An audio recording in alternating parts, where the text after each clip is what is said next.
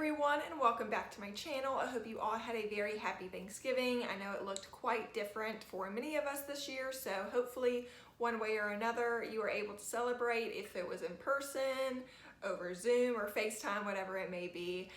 But for today's video, it's definitely geared towards more first-time home buyers, and as I said before, I highly recommend getting in touch with a lender before you even begin going in to look at homes, because if you don't know your budget, it's honestly going to be a waste of time for you, for the realtor, and for everyone involved, right? But really, you don't know what you don't know, right? So when getting in touch with a lender, how does that conversation even go? Well, I have some tips for you, so if you're interested in this video, then keep on watching. When you contact a lender, you're basically going to say that you're wanting to start the home buying process and you're interested in what you would be pre-qualified for.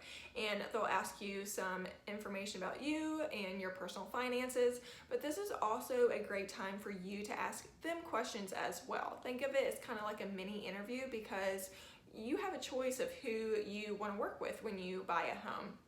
So I have 4 or 5 questions that I would highly recommend asking a mortgage company. And the first one would be, what loans do they have access to? You know, conventional, USDA, VA, FHA, all of those. And also, don't be afraid to ask questions and know the difference between each loan. I think it's really important that whoever you're working with, whether it's your lender, realtor, home inspector, whoever it may be, that they're wanting to educate you on the process as well.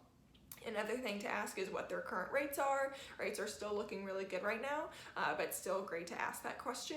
Another one would be, how long does it typically take them to close on a home? I did a short video on this and I'll link it down below for you to check out if you're interested, but some lenders are able to do it really well in 30 days and some of them like to have more of that 45-day timeline. So ask that. Another one to ask would be if they have any down payment assistance programs. This is great if you're a first-time home buyer, if they offer anything like that. And lastly, ask if they have any resources or tools to help repair or build your credit, because as I said before, I think it's really important that whoever you're working with is also wanting to educate you as well.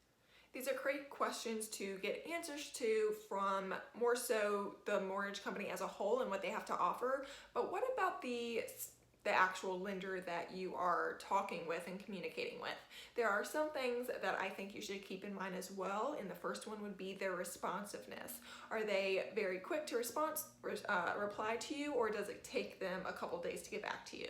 Because once you're in a situation where you see a home, you fall in love with it and want to make an offer, it's important that your lender will be able to help crunch some numbers for you to get, that monthly payments, an estimate on the closing costs, and to get that pre-qualification letter that would be included in the offer. So it's important that they would be responsive to that as well.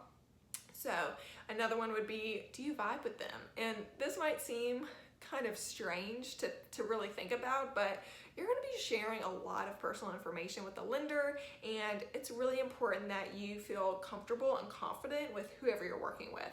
And same thing goes for the realtor. You really want to be working with people who you trust, who you vibe with, and who you feel comfortable with.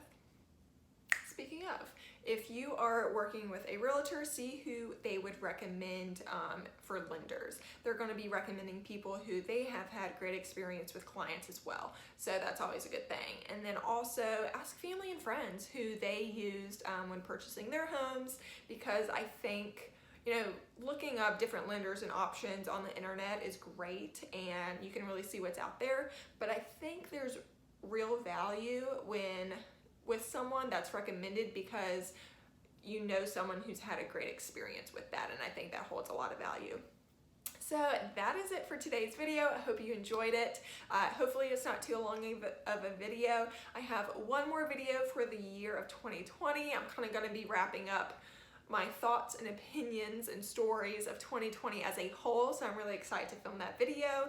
As always, please hit that subscribe button. I am still working towards my goal of hitting 100 subscribers by the end of 2020.